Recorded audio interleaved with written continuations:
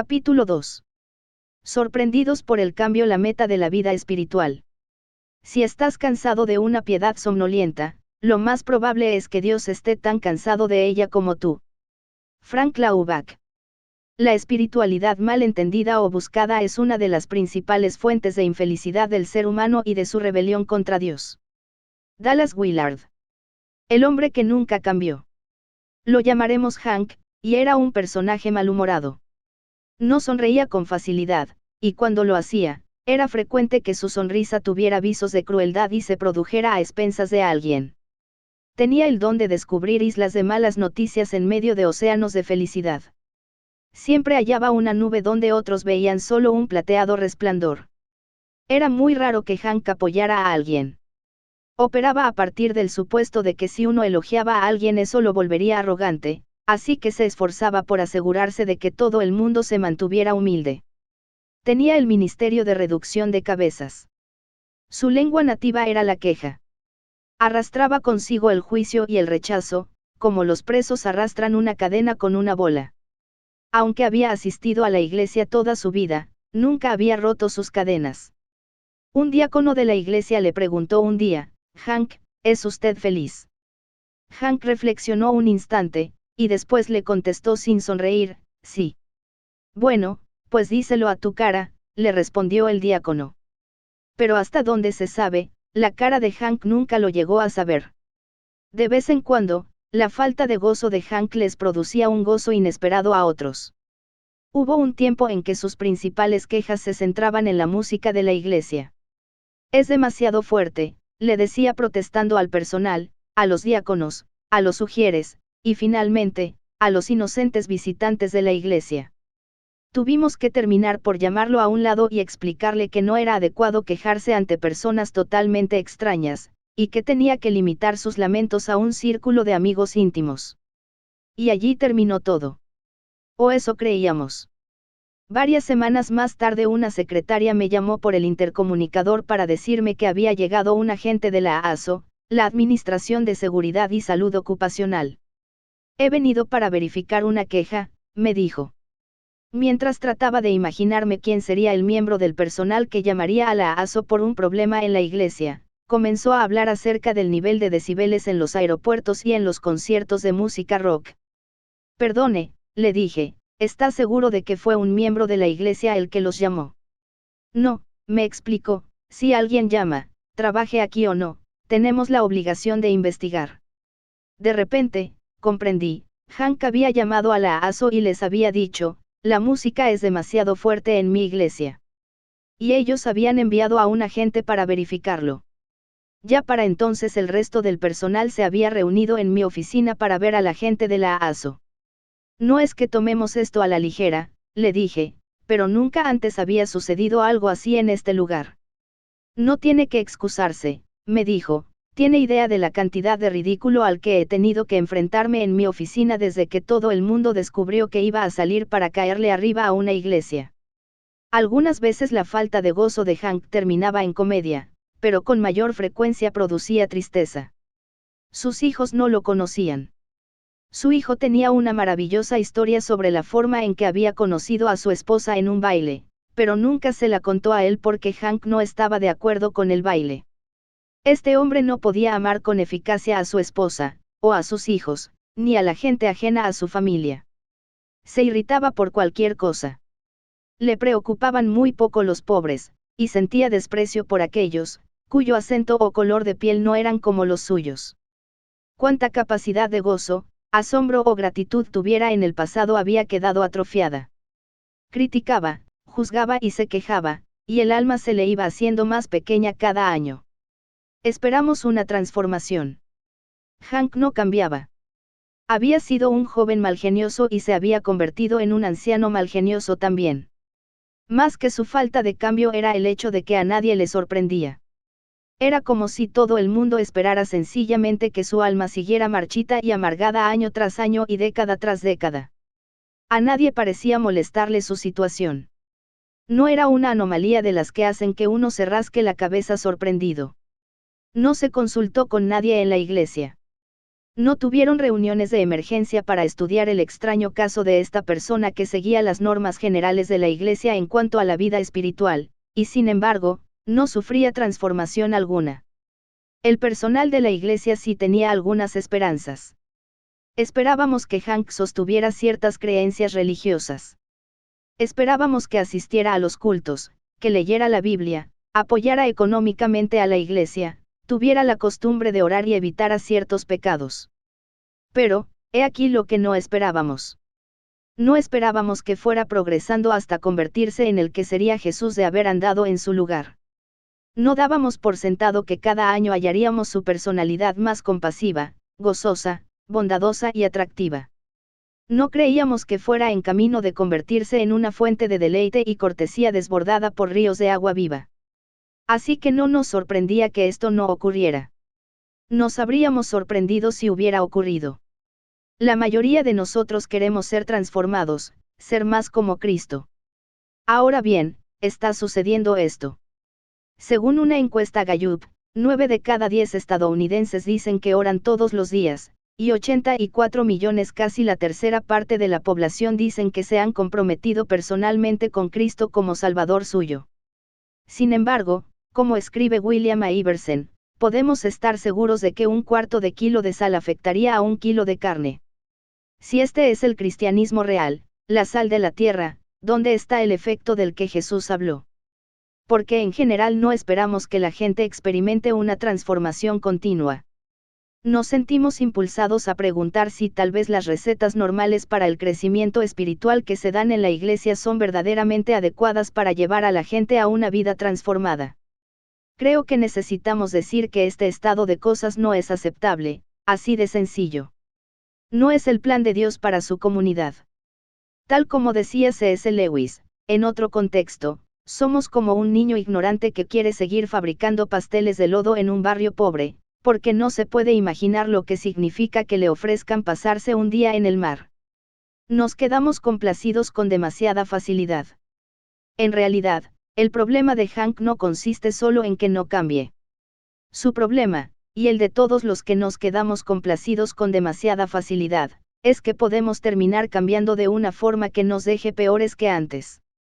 El peligro de la pseudotransformación.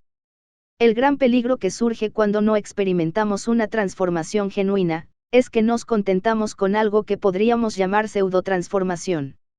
Sabemos que como cristianos hemos sido llamados a salir y a apartarnos, que nuestra fe, nuestro compromiso espiritual nos debería hacer distintos de alguna forma.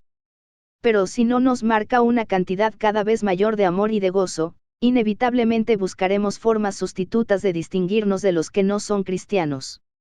A la gente religiosa le es casi imposible escapar de este profundo esquema. Si no cambiamos desde adentro hacia afuera, si no morfeamos, nos sentimos tentados a hallar métodos externos para satisfacer nuestra necesidad de sentir que somos distintos a los que no comparten nuestra fe. Si no podemos ser transformados, nos limitamos a adquirir información o a conformarnos. Una espiritualidad de marcadores de fronteras. James Dunn observa que en siglo I después de Cristo, una gran cantidad de los escritos rabínicos se centraban en la circuncisión, las leyes sobre los alimentos y el cumplimiento del día de reposo. Esto parece extraño, porque ningún rabino consagrado habría dicho que aquellas cosas se hallaban en el centro de la ley. Ellos conocían su núcleo: escucha, Israel, el Señor nuestro Dios es el único Señor. Ama al Señor tu Dios con todo tu corazón, y con toda tu alma y con todas tus fuerzas. Entonces, ¿por qué tanta insistencia en esas tres prácticas? La respuesta tiene que ver con lo que podríamos llamar identidad, o marcadores de fronteras. Los grupos tienden a ser excluyentes. Los que están dentro se quieren separar de los que están afuera. Por esto, adoptan esos marcadores de fronteras. Son prácticas altamente visibles y más bien, superficiales cuestiones de vocabulario, de formas de vestir y de estilos cuyo propósito es distinguir a los que pertenecen al grupo de los que se hallan fuera de él. Por ejemplo, imagínese que usted estuviera atravesando en su auto por el distrito Haight-Ashbury de San Francisco en los años 60. Si llegaba al semáforo y se le apareaba un Volkswagen lleno de símbolos de paz y de letreros que dicen, haz el amor, no la guerra, conducido por un personaje de pelo largo y teñido y lentes de abuela, usted hubiera sabido que tenía junto a sí a un hippie. Si fueran los 90 o los 80, y viera un BMW cuyo conductor llevaba zapatos marca Gucci, un reloj Rolex, pelo batido, y comiera queso francés, habría sabido que tenía al lado a un yuppie. También se puede reconocer a los motociclistas por su preferencia en cuanto a los colores de moda, negro, materiales, cuero, adornos de la piel, tatuajes, y bebidas que escogen, gran sabor, menos relleno. Los agricultores, los médicos, los políticos y las estrellas de rock tienen todas sus formas de distinguir quién pertenece a su fraternidad. Si tenemos esto en mente, vemos con claridad la importancia de la circuncisión, de las leyes sobre los alimentos, y el cumplimiento del día de reposo en el siglo I. Se trataba de los marcadores de fronteras, las prácticas altamente visibles y más bien superficiales que permitían distinguir quién pertenecía a la familia de Dios y quién no. Lo peor es que los de dentro se volvían orgullosos y criticaba a los de fuera. Practicaban lo que podríamos llamar un enfoque orientado hacia las fronteras en cuanto a la vida espiritual. Con solo mirar a la gente se sabe enseguida quiénes son las ovejas y quiénes son los cabritos. Eso es una pseudotransformación. Una vida espiritual definida por su centro. Las cosas no eran así con Jesús. Él trajo un mensaje que hablaba a los anhelos más profundo del corazón del ser humano, no para conformarse simplemente a una subcultura religiosa, sino para ser transformado en una nueva criatura. En lugar de insistir en fronteras, Jesús insistió en el centro, el corazón de la vida espiritual. Cuando se le pidió que dijera cuál era el tema de la ley, su respuesta fue muy sencilla. Ama a Dios y ama a la gente. Así mencionó una forma fundamentalmente distinta de identificar a los que son hijos de Dios, amar a Dios, y amar a los seres humanos, que tanto significa para él. Los primeros seguidores de Jesús comprendieron esto con toda claridad. El apóstol Pablo escribió a la iglesia de Corinto acerca de lo significativo que era tener muchos marcadores espirituales sin tener el centro. Si hablo en lenguas humanas y angélicas, y no tengo amor, no soy más que un metal que resuena o un platillo que hace ruido. Si tengo el don de profecía y entiendo todos los misterios, y poseo todo el conocimiento, y si tengo una fe que logra trasladar montañas, pero me falta el amor, no soy nada. Juan lo dijo con mayor franqueza aún. Todo el que ama ha nacido de él y lo conoce. El que no ama no conoce a Dios, porque Dios es amor. Por eso los líderes religiosos de los tiempos de Jesús pelearon con él tantas veces acerca de la circuncisión, las leyes sobre los alimentos y el día de reposo. No se trataba solo de que Jesús no estuviera de acuerdo con ellos en cuanto a la forma de interpretar la ley. Estaba amenazando su propia comprensión de sí mismos como pueblo de Dios. Los marcadores de fronteras de nuestros tiempos. La búsqueda de marcadores de identidad no terminó en el siglo I. La iglesia donde crecí era excelente, y tengo una deuda muy profunda con ella, pero también allí teníamos nuestro propio conjunto de marcadores. Aunque al pastor principal lo consumiera el orgullo o el resentimiento, mientras su predicación fuera ortodoxa y la iglesia creciera, lo más probable es que no estuviera en peligro su puesto de trabajo. Pero si algún domingo por la mañana hubiera estado fumando un cigarrillo mientras despedía a la gente después del culto, no habría llegado ni al culto de la noche. ¿Por qué? Nadie en la iglesia habría dicho que fumarse un solo camel era un pecado peor que una vida consumida por el orgullo y el resentimiento. No obstante, para nosotros, lo de fumar cigarrillos se había convertido en un marcador de identidad. Era una de las formas en que podíamos distinguir a las ovejas de los cabritos. Por eso, el marcador tenía una carga emocional mucho mayor que su importancia teológica. Que el pastor fumara un cigarrillo habría causado todo un escándalo, no porque fuéramos tan ingenuos de pensar que fuera algo perverso hacerlo, sino porque habría violado un marcador tácito de frontera. Habría amenazado nuestro sentido de identidad. Por supuesto, es inevitable que muchas creencias y valores dividan a los que deciden seguir a Cristo de los que no lo hacen. Él mismo dijo que no había venido a traer paz sino espada. Pero lo que convierte a algo en un marcador de fronteras es que el grupo lo aprovecha como oportunidad para reforzar un falso sentimiento de superioridad, alimentado por la intención de excluir a los demás. Los marcadores de fronteras religiosos cambian de generación en generación. El colegio universitario cristiano donde estudié a fines de los 70 aún tenía vigente una norma contra la música de jazz dentro de su recinto, una regla instituida a principios del siglo XX. 50 años más tarde, nadie estaba aún dispuesto a anularla por temor a dar la impresión de que estaba haciendo concesiones en cuanto a unas creencias esenciales. Lo irónico es que los estudiantes tenían la libertad para escuchar punk, rock, o metal pesado, pero Louis Armstrong estaba prohibido. Los domingos se cerraban con candados las canchas de tenis, pero por alguna razón las de voleibol seguían accesibles.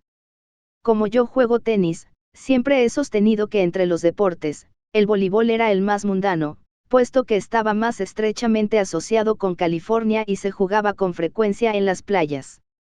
Si lo piensa bien, tanto si su procedencia es liberal como si es conservadora, protestante o católica, es probable que descubra su propio conjunto de marcadores de identidad. El enfoque de la espiritualidad orientada hacia la demarcación de fronteras se centra en la posición de la persona, está dentro o fuera del grupo.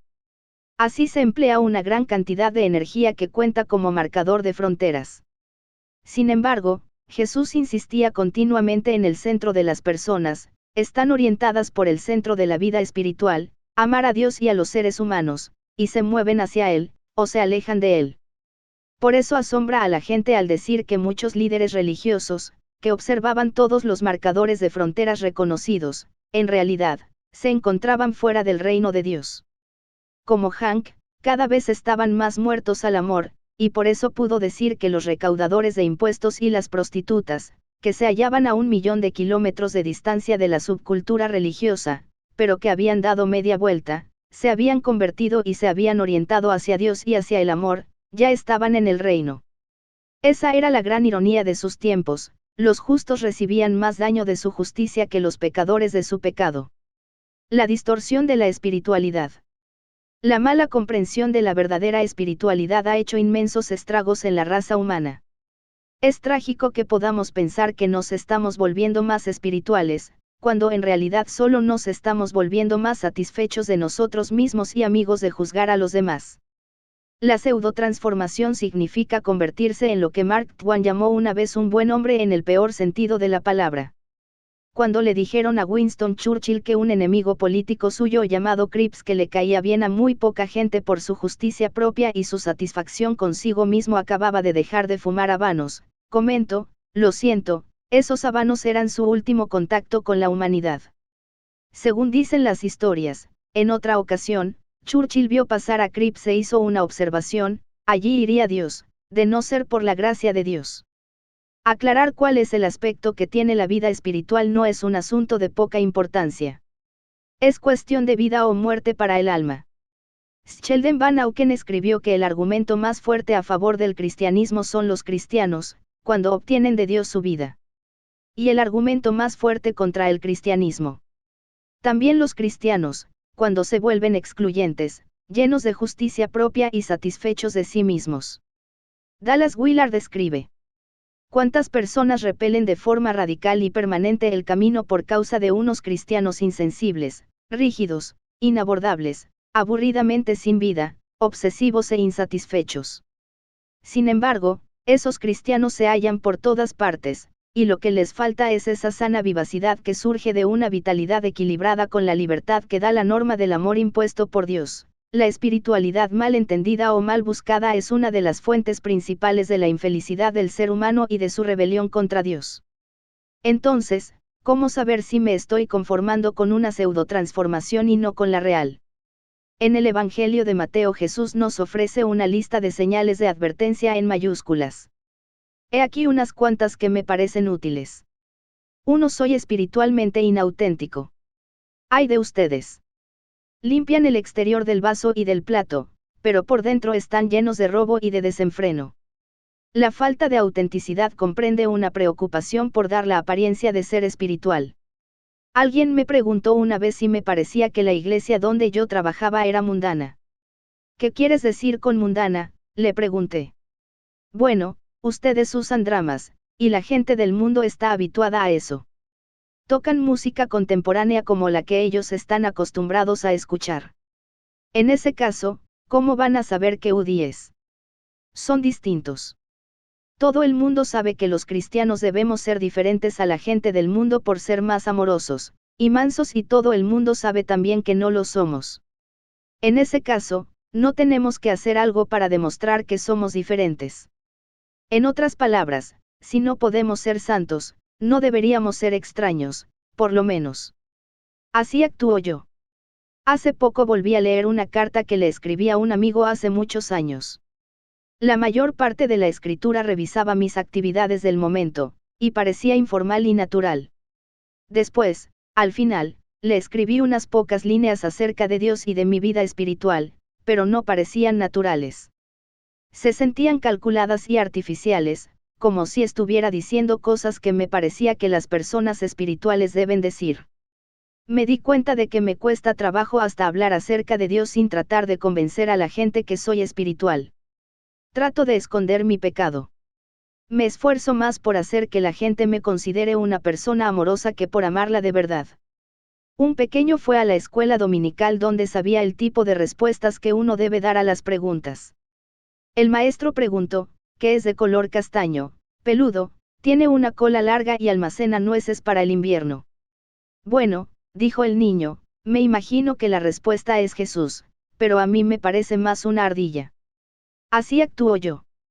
Trato de decir cosas que suenen como espirituales, aunque no sepa lo que estoy diciendo, me imagino que la respuesta es Jesús. 2. Estoy volviéndome amigo de criticar, excluyente y orgulloso. Se mueren por el lugar de honor en los banquetes y los primeros asientos en las sinagogas. El orgullo es un problema potencial para todo el que se tome en serio el crecimiento espiritual. Tan pronto como comenzamos a buscar la virtud, comenzamos también a preguntarnos por qué los demás no son tan virtuosos como nosotros. El gran místico San Juan de la Cruz escribió: cuando los principiantes se dan cuenta de su propio fervor y diligencias en sus obras espirituales y sus ejercicios de piedad, esta propiedad hace que surja un orgullo secreto, conciben una cierta satisfacción en la contemplación de sus obras y de su propia persona. Condenan a los demás en su corazón cuando ven que no son piadosos al estilo de ellos. A Les Travel, mi colega de la iglesia comunitaria de Willow Creek, le gusta citar la respuesta que le dieron a Homer Simpson sus vecinos fundamentalistas cuando él les preguntó dónde habían estado: nos fuimos a un campamento cristiano, aprendimos a criticar mejor a los demás. ¿Dónde se encuentra ese campamento y por qué tiene tanta asistencia? Me encontraba en un grupo pequeño con personas que acababa de conocer, y de inmediato escuché dentro de mí una vocecita que se estaba dedicando a clasificarlos a todos. Ese está necesitado y depende de los demás, no te le acerques. Aquel es brillante y tiene mucho que dar, trata de relacionarte con él. ¿Por qué me encuentro constantemente clasificando a las personas como si estuvieran compitiendo en las Olimpiadas y alguien me hubiera nombrado juez? ¿Por qué me comparo tan frecuentemente con los demás, como si estuviéramos en algún tipo de competencia? Esta tendencia es una de las razones por las cuales Dios, en su bondad, esconde de nuestros ojos nuestro propio crecimiento. Jean Causade dice que, aunque Dios siempre está obrando en nosotros, muchas veces su labor se forma, crece y se realiza en secreto, dentro del alma, sin el conocimiento de ésta. 3. Estoy volviéndome más accesible, o menos. Se mueren, porque las gentes los salude en las plazas y los llame rabí. En los tiempos de Jesús, los leprosos, las rameras y los publicanos, tenían especial cuidado de mantenerse alejados de los rabíes, personas a quienes se consideraba especialmente cercanas a Dios. Estos rabíes tenían la idea errónea de que su espiritualidad exigía que se distanciaran del pueblo. Lo irónico, es que el único rabí que los parias pudieron tocar resultó ser Dios mismo. Jesús era la persona más accesible que ellos hubieran visto jamás. Los líderes religiosos trataban de mostrarse tan diferentes, que alejaban a la gente. Jesús era tan distinto, que atraía a la gente así. La espiritualidad verdadera es así.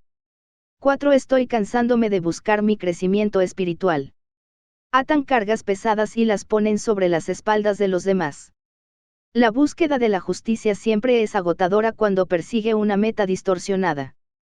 Stephen Mosley habla de la forma en que hacemos de la bondad algo trivial convirtiéndonos en una gente extraña, enfrentada al mundo, en lugar de ser una atractiva luz que lo ilumine. Como consecuencia, nuestra moralidad grita de una forma más bien débil.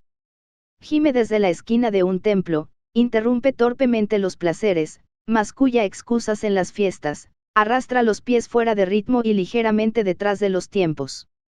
Con frecuencia, nuestros contemporáneos seculares ven todo esto como una empresa de miras estrechas, e incluso, trivial.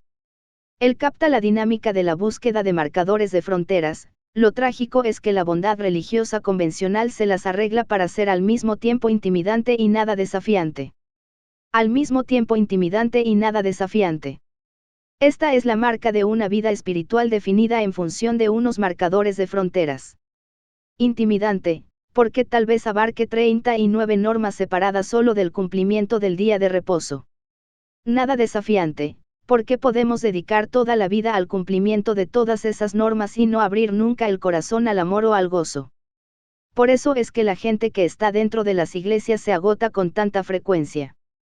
Cumplir con los marcadores de fronteras y conformarse a una subcultura religiosa, es sencillamente una visión que carece de la fuerza necesaria para cautivar al espíritu humano. Y no había intención alguna de que lo fuera. 5. Estoy midiendo mi vida espiritual de forma superficial. Guías ciegos. Cuelan el mosquito, pero se tragan el camello. Suponga que alguien le pregunta, ¿cómo le va en su vida espiritual en estos tiempos? Rápido, ¿qué es lo primero que se le viene a la mente? Durante muchos años yo pensaba en esto solo en función de unas cuantas actividades especiales.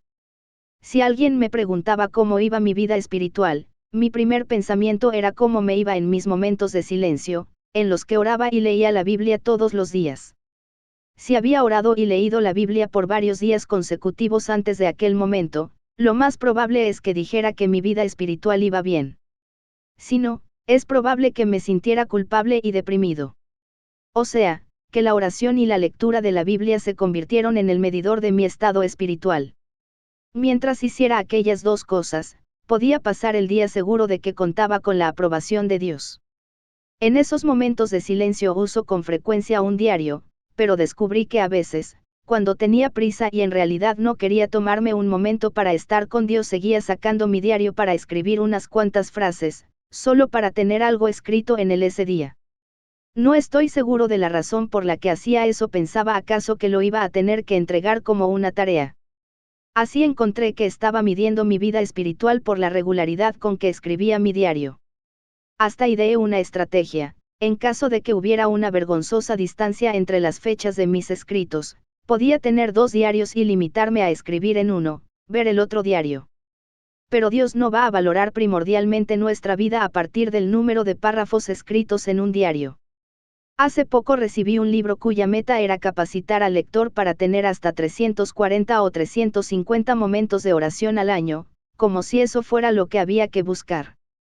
Sospecho que si alguien les hubiera preguntado al apóstol Pablo o al apóstol Juan acerca de su vida espiritual, la primera pregunta de ambos habría sido, ¿estoy creciendo en mi amor por Dios y por la gente? La cuestión real es la clase de personas en las que nos estamos convirtiendo. Las prácticas como la lectura de las Escrituras y la oración son importantes, no porque demuestren lo espiritual que somos, sino porque Dios las puede usar para llevarnos a la vida. Somos llamados a hacer nada más y nada menos que experimentar día tras día lo que le escribió Pablo a la iglesia de Éfeso: Dios, que es rico en misericordia, por su gran amor por nosotros, nos dio vida con Cristo, aun cuando estábamos muertos en pecados. Hace muchos años llevé a una de mis hijas a ver su primera película, Blancanieves y los 7 enanitos. Durante hora y media vivimos en otro mundo. A mí se me había olvidado lo tenebrosas que pueden ser las películas para los niños de 2 años. Mi hija lloró ante la madrastra perversa, cuando Blancanieves mordió la manzana, y cuando se cumplió la maldición. Mis lágrimas aparecieron en otro momento. Blancanieves estaba limpiando la cabaña y cantando, algún día llegará mi príncipe. De repente, fue como si aquella que estaba en la pantalla fuera mi hija, y pensé en el día que su príncipe, quien quiera que fuera, llegaría, y ella se iría con él y estarían juntos. En ese momento, sentí una mayor simpatía por los enanos.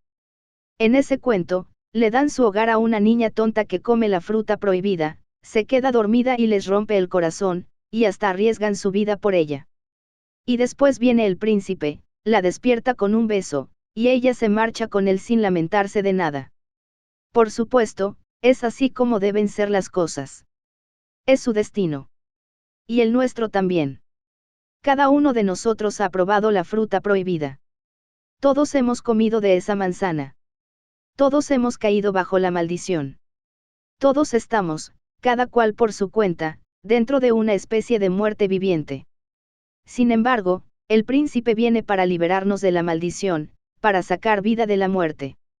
El príncipe viene para besar a la novia. Y de vez en cuando hay alguien en alguna parte que despierta. Cuando eso sucede, eso sí que es vida. Despiértate tú que duermes, levántate de entre los muertos, y te alumbrará Cristo.